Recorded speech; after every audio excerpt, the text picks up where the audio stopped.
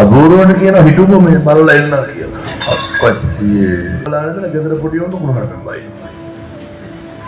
අබූරුවට කියන හිටුම මේ බලලා එන්න කියලා. අප්පච්චියේ. ඒක ඕනේ. මේ සටහන තබන්නේ කාටවත් අපහාසයක් කරන්න නෙමෙයි.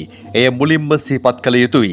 මේ දිනවල රට ජාතිය ආගමේ පිනට පහළ වූ ජතිවරයෙකු කත්නෝරුවේ සිරිදම්ම ස්වාමින් වහන්සේගේ ධර්ම දේශනා ශ්‍රවණය කිරීමට ලෝකයේ පුරාම ඉන්න ධර්මයට කැමති බොහෝ දෙනා දැඩි කැමැත්තකින් ඉන්න කාලයක්.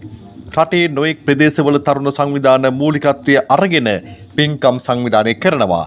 ඒ සංවිධායකවරු නිරන්තරයෙන් උත්සාහ ගන්නේ ධර්මදේශනා පින්කම ඉතාමත් ආකර්ශනීය ආකාරයට දුටුවන්ගේ සිත් පිනවන ආකාරයට සංවිධානය කරන්න.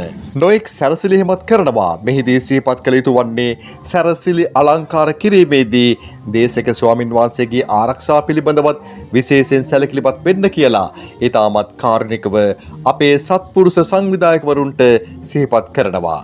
චිරාත් කාලයක් මේ ධර්මදූත මෙහෙවර සිදු කිරීමට උන්වහන්සේලාව රැක ගැනීම ආගමික මෙන්ම ජාතික වගකීමක්. අපේ සිහියට නැගෙනවා අකාලේ අපාතරයෙන් වෙන්ව ගිය ගංගොඩවිල සෝම ස්වාමින් වහන්සේ සහ පානදුරේ අරියදම්ම ස්වාමින් වහන්සේව.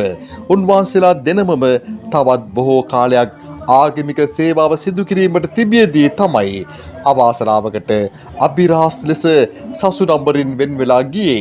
අපේ පිනට පහළ වූ මේ ස්වාමින් වහන්සේලා රැක ගැනීම අප හැමගේ විශාල වගකීමක්. ඒ වගේම ආදරණීය ඔබට මතක් කරනවා අපේ channel එකත් subscribe කරලා මේ වීඩියෝ එකත් like කරලා comment කරලා share කරන්නත් අමතක කරන්න එපා.